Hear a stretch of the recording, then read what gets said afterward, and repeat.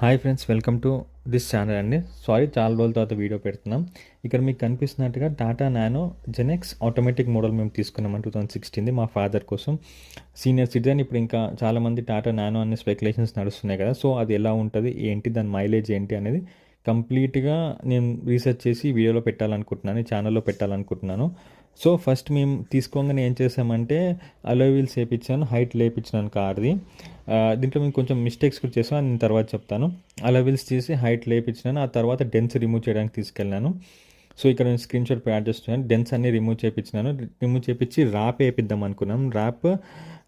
ఒక crazy rap వేయిద్దామని dense అన్ని remove చేయించిన తర్వాత జూబ్లీ హిల్స్లో ఇచ్చినాను ర్యాప్ వేయడానికి. ఆ షాప్ ఏంటో మీకు కావాలంటే కింద కమెంట్స్లో అడగండి, నేను ఆ షాప్ డీటెయిల్స్ కూడా ఇస్తాను. ఎందుకంటే ఇదేం పబ్లిసిటీ కోసం కాదు, జనరల్గా ఫీడ్బ్యాక్ ఇవ్వాలని ఇస్తాను. మా ఫాదర్ కోసం ఈ కార్ తీసుకుని ఎట్లుందని.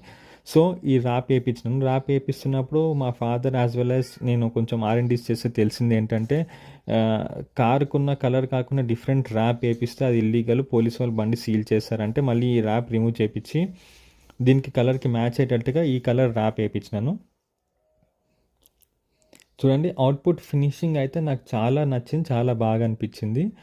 అండ్ ఈ కార్ మైలేజ్ ఎంత ఇస్తుంది, ఆటోమేటిక్ ఎంత ఇస్తుందో కూడా నేను వీడియోస్ చేసి పెట్టాలనుకుంటున్నాను. నేను తీసుకున్నప్పుడు ఈ కార్ వచ్చేసి 19,000 కిలోమీటర్స్ తిరిగింది. అండ్ దీన్ని 2 lakhsకి తీసుకున్నాను. నేను దీని మీద మోడిఫికేషన్స్కి కూడా మోర్ 1.5 lakh నేనైతే పెట్టినానండి. ఆల్మోస్ట్ అవుట్పుట్ ఫినిష్ ఇలా అయితే ఇట్లా వచ్చింది. నేను దానికి dash cam as well as back parking cam కూడా వేయించినాను. వన్ ఆఫ్ ద నాకు కనిపించినంత వరకు అయితే చాలా హైలీ మోడిఫైడ్ అని అనుకుంటున్నాను. మీకు ఇంకా దీనికన్నా మోడిఫై చేసిన కార్స్ మీ దగ్గర ఏమైనా ఉన్నాయా, మీరు ఏమైనా చూసారా, మీకు ఎలా అనిపిస్తుంది టాటా నానో ఆటోమేటిక్ మీద తెలుగులో రివ్యూస్ ఎక్కువ లేవండి. దాని గురించి నేను ట్రై చేస్తున్నాను, ఒక జెన్యూన్ ఇన్ఫర్మేషన్ ఇద్దామని.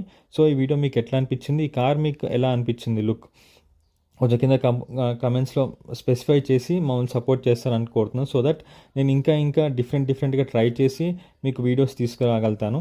అండ్ మేము చేసిన మిస్టేక్ నేను నెక్స్ట్ వీడియోలో చెప్తానండి. చూడండి, అందులో కనిపిస్తుంది front and back touch screen అది. Thank you.